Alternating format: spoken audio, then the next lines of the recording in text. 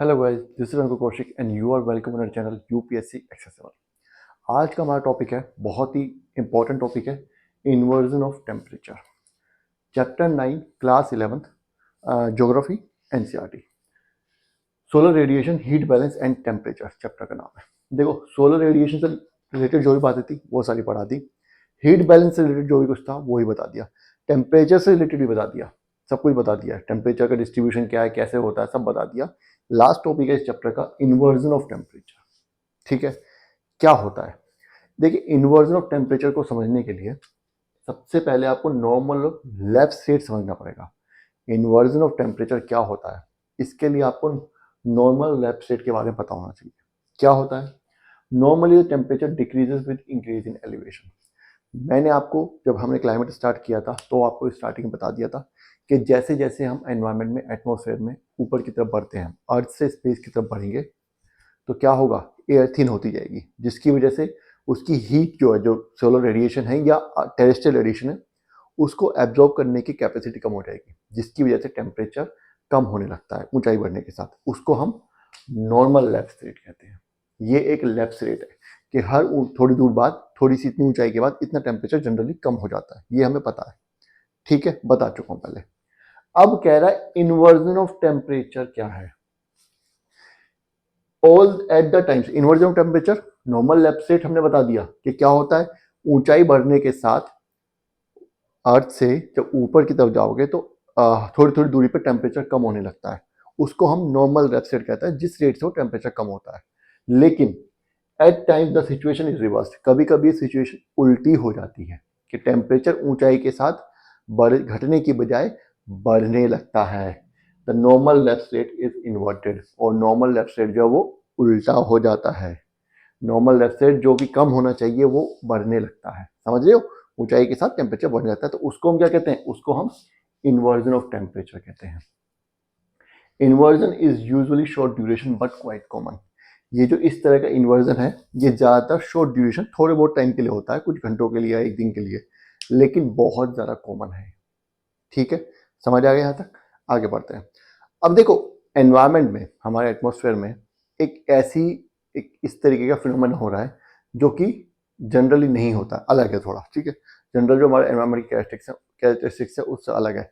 तो वो कब होता होगा? इसका मतलब उसको होने के लिए कोई सिचुएशन होती होगी तभी होगा वो, है ना? अब मानो विंड ब्लो करती है, विंड ब्लो करने के लिए पर्टिकुलर सिचुएशन है कि ऐसा होगा तो विंड ब्लो करेगी। सर्दी कब होती है, गर्मी कब होती है, हर चीज का पर्टिकुलर रीजन होता है ना, कंडीशन होती है।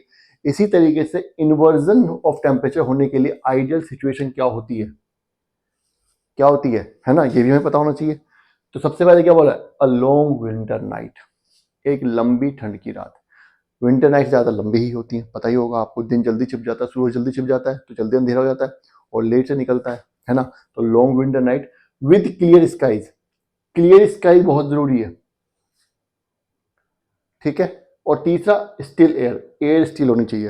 अर्थ के ऊपर की जो एयर है उसमें बहुत ज़्यादा मूवमेंट नहीं होनी चाहिए, ग्रेजुअल मूवमेंट होनी चाहिए, कोई भी सडन मूवमेंट नहीं होनी चाहिए। Is ideal situation for inversion. ये इन्वर्जन के लिए एक आइडियल सिचुएशन है। समझ गए कैसे? ये तीन चीजें बता दी। ये क्या हुआ? आपको डिश बनाने के लिए कोई एक रेसिपी बताई है, उसमें आपको सामान बता दिया, ये तीन चीजें लेनी है। बनेगा कैसे? The heat of day is radiated off during the night.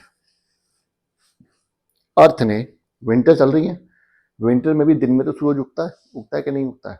जब सूरज उगेगा तो सोलर रेडिएशन होगी, इंसोलेशन होगी, अर्थ उसको एब्जॉर्ब करेगी कि नहीं करेगी? दिन भर तो एब्जॉर्ब करती रही, अब वो रेडिएट वापस कब रेडिएट करेगी? वो रात को करेगी, है ना? Of during the night and bye early morning hours, रात को और सुबह 3-4 बजे तक, जब तक सूरज नहीं उगता दोबारा से। ठीक है, the earth is cooler than the air above. Earth जो है वो ठंडी हो जाएगी, उसके ऊपर की हवा जो है वो गर्म हो जाएगी, ऑब्वियस सी बात है। ठीक है, ये इसका मैकेनिज्म है। इसको मैं थोड़ा सा आपको एक्सप्लेन करके बता देता हूँ। विंटर नाइट, सबसे पहले तो इंग्रेडिएंट्स बता दिया क्यों चाहिए, इंग्रेडिएंट्स क्यों चाहिए, क्या क्या है। विंटर नाइट समझ आ गया। अब क्या हो रहा है? दोपहर में जो इसने रेडिएशन एब्जॉर्ब की थे उसको छोड़ रही है, वो रेडिएशन छोड़ेगी। ठीक है, एयर स्टिल होनी चाहिए और क्लियर स्काइज होना चाहिए। अगर एयर स्टिल होगी तो ये रेडिएशन जैसे छोड़ेगी, कोई मानो आंधी आई तो इस रेडिएशन को लेकर दूसरी तरफ चली जाएगी, तो रेडिएशन क्या होगा, ये यहाँ तक ऊपर अब एटमॉस्फेयर में नहीं पहुंच पाएगी। क्या होता है, ये रेडिएशन बाहर आएगी तो ये अर्थ के ऊपर जो हवा है इसको करेगी गर्म, और ये हवा जो है, ये जो गर्म है हल्की हो गई तो ये ऊपर चली जाएगी यहाँ पे, और अर्थ के इमीडिएट ऊपर जो हवा है वो ठंडी हो जाएगी। समझ गए? समझ आएगा यहां तक? अब इसने बोला स्टिल एयर होनी चाहिए, वो मैंने आपको बता दिया। क्लियर स्काईज क्यों होनी चाहिए? अगर स्काई क्लियर नहीं होंगे तो ये रेडिएशन ऊपर नहीं जा पाएगी, ये यहीं बादल ही से रोक लेंगे। समझ गए? ये ऊपर नहीं जा पाएगी और नीचे वाली हवा ठंडी नहीं हो पाएगी। नीचे वाली हवा ठंडी क्यों हो रही है? एक तो अर्थ की रेडिएशन खत्म हो रही है, वो तो ऊपर चली जा रही है आते ही। दूसरा, इट इज विंटर, तो टेम्परेचर यहाँ पे गिर रहा है कि नहीं गिर रहा है?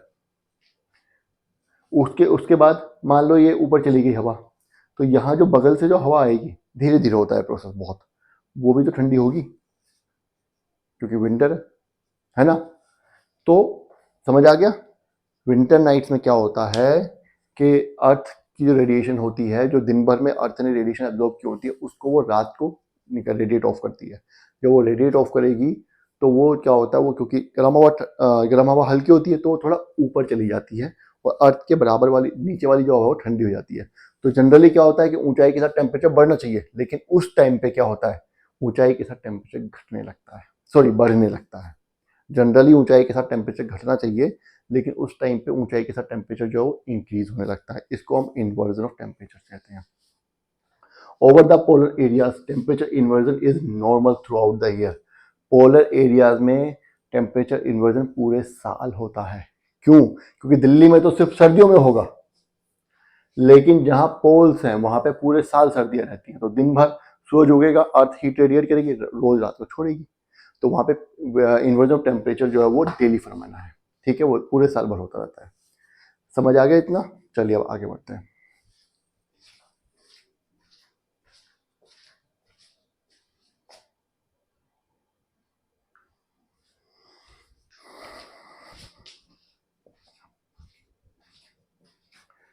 इन्वर्जन ऑफ टेम्परेचर का हमने पढ़ लिया कैसे होता है, ठीक है, आइडियल कंडीशन भी पढ़ ली। अब अगर टेम्परेचर का इन्वर्जन हुआ है तो उसके कुछ इम्पैक्ट्स भी पड़ेंगे हमारे ऊपर या हमारे एनवायरनमेंट में, है ना। तो उन इम्पैक्ट्स के बारे में एक बार देख लेते हैं क्या क्या होते हैं। सबसे पहले होता है surface inversion promotes stability in the lower layers of the atmosphere. Atmosphere की लोअर लेयर में स्टेबिलिटी प्रमोट करता है। कैसे? ये अर्थ है, अर्थ के जो कॉन्टेक्ट में जो लेयर है वो बहुत ज़्यादा ठंडी हो चुकी है, ऊपर वाली थोड़ी वार्म है, ये ठंडी हो चुकी है। जो वार्म एयर है वो क्या होती है, वो हल्की होती है और जल्दी मूव करने लगती है ना, पढ़ रखा हमने। लेकिन जो कोल्ड एयर है वो हैवी होती है, वो जब बहुत जल्दी मूवमेंट नहीं करती, और जैसे जैसे टाइम बढ़ता जा रहा है, जब तक सूरज नहीं निकलता तब तक इसका टेम्परेचर बढ़ता रहेगा, ये और ज़्यादा ठंडी होती रहेगी और ये और ज़्यादा हैवी होती रहेगी और इसकी बहुत ज़्यादा मूवमेंट नहीं होगी। तो जब भी टेम्परेचर इन्वर्जन होता है एयर की मूवमेंट बहुत कम, ना के बराबर होती है। इस लोअर लेयर में स्टेबिलिटी, एयर जो है वो बहुत ज़्यादा मूवमेंट नहीं करती है। समझ गए? दूसरा क्या बोल रहा है, smoke and dust particles get collected beneath the inversion layer. Smoke and dust particle जो वो इससे ऊपर नहीं जा पाते हल्की वाली में, क्योंकि एयर हल्की है, वो उसका वजन भी नहीं उठा पाएगी डस्ट पार्टिकल्स का, स्मोक का, क्या कुछ भी कह सकते हैं, ठीक है। तो क्या होता है, वो स्मोक एंड डस्ट पार्टिकल्स क्या होते हैं, वो इसी रीजन में स्प्रेड हो जाते हैं हॉरिजॉन्टली, इस रीजन में, and spread horizontally to fill the lower state of the atmosphere. इस पूरे रीजन में वो स्प्रेड अप हो जाते हैं। एक बात आपको याद दिलाता हूं, आपने पता हो कि नॉर्थ इंडिया में स्पेशली दिल्ली में क्या होता है कि सर्दियां आते ही एकदम से पॉल्यूशन इतना हो गया, पॉल्यूशन इतना हो गया, इसके इतना ज़्यादा बढ़ गया है ना, ये होने लगता है ना एकदम से, कि जो स्पेसिफिक जो क्या बोलते हैं, जो हमारे लिए बियरेबल लिमिट है उससे बहुत ज़्यादा दुगना तिगना चार गुना हो चुका है। ऐसा होता है। वो क्यों होता है? क्योंकि सर्दियों में ये सारा जो, क्योंकि इन्वर्जन की वजह से, इन्वर्जन जल्दी ज़्यादा होता रहता है, इसका भी बहुत बड़ा रोल है इन्वर्जन का भी। ये जो भी डस्ट पार्टिकल्स और स्मोक है वो बाहर ऊपर नहीं जा पाता अपर एटमॉस्फेयर में, इसी में घूमता रहता है, इसी में स्प्रेड होता है इसी लेयर में, तो वो क्या होता है फिर हमारे पास ही आएगा, है ना। ऐसा होता है, पॉल्यूशन बढ़ेगा। दूसरा क्या कह रहा है, dense fogs in the mornings are common occurrences especially during winter season. Winter season में सुबह सुबह घना कोहरा आपने देखा होगा, वो घना कोहरा भी इन्वर्जन ऑफ टेम्परेचर की वजह से ही होता है। इसका मैकेनिज्म क्या है वो हम आगे पढ़ेंगे जब फॉग एंड ड्यू पढ़ेंगे। अभी फिलहाल आप इतना ध्यान रखिए कि कोहरा भी इन्वर्जन ऑफ टेम्परेचर की वजह से होता है। एक और बोलता है the inversion commonly last for few hours. Inversion जो जनरली कुछ घंटे चलता है। कब तक इन्वर्जन कब तक चलेगा? जब तक कि suns come up and begins to warm the earth. एक बार सूरज उग गया, गर्मी फिर से आने स्टार्ट हो गई, तो ये सब मामला गर्म टूट जाता है। क्या होता है, ये वाली जो जगह है ये फिर से हवा फिर से गर्म होना स्टार्ट कर देगी कि नहीं कर देगी, और ये फिर दोबारा मूवमेंट स्टेबिलिटी इसकी खत्म हो जाएगी, मूवमेंट स्टार्ट हो जाएगी एयर में, है ना। तो वो जब तक सन नहीं होता, जब तक सनराइज नहीं होता तब तक इन्वर्जन होता है। सनराइज होने के बाद इन्वर्जन जो है वो खत्म हो जाता है। ठीक है, एक लास्ट पैराग्राफ है वो देख लेते हैं क्या कहना है।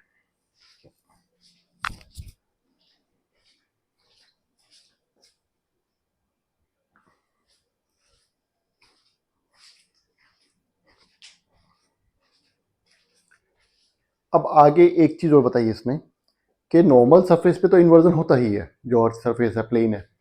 माउंटेन्स और हिल्स में भी इन्वर्जन होता है। क्या कह रहा है ये? The inversion takes place in hill and mountains due to air drainage. Hills और माउंटेन्स में भी इन्वर्जन ऑफ टेम्परेचर होता है, लेकिन वहां पे इन्वर्जन के लिए क्या होता है, एक अलग फिनोमेना है, वो होता है एयर ड्रेनेज। एयर ड्रेनेज क्या होता है? ठीक है, क्या होता है कि ये हमारा पीक है, ये हमारा वो है, ये हमारे प्लेन है, यहाँ पे हमारा माउंटेन है।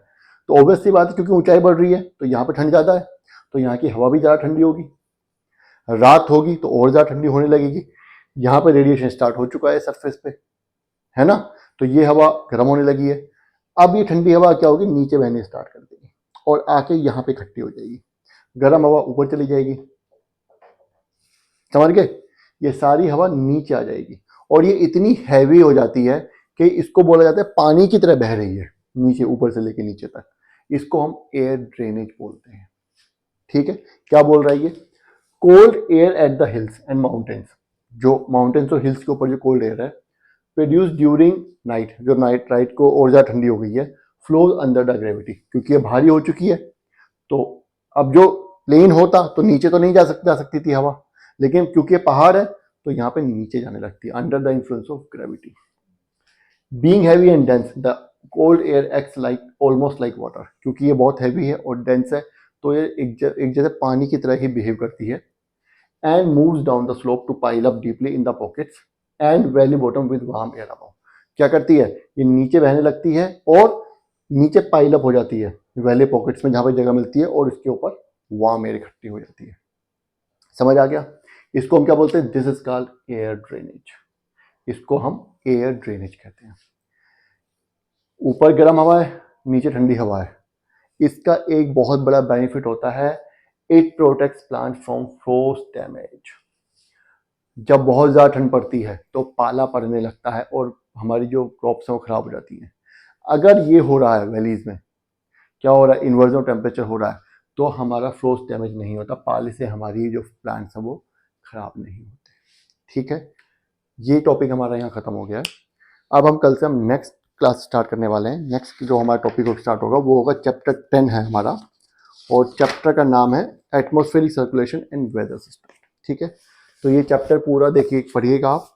ये वीडियो तो देखनी है, इस टॉपिक की पहले वाली वीडियोस भी देखिएगा। अगर आपको लगता है कुछ समझ नहीं आया है तो कमेंट कर दीजिए, वो टॉपिक मैं दोबारा बता दूंगा, कोई टेंशन वाली बात नहीं है। वैसे तो अगर आप वीडियो ध्यान से देखेंगे तो आपको सब समझ आ जाएगा। ठीक है, तो बाकी अगर वीडियो आपको पसंद आई है तो आपको लाइक करना है और चैनल को सब्सक्राइब करना है। Thank you.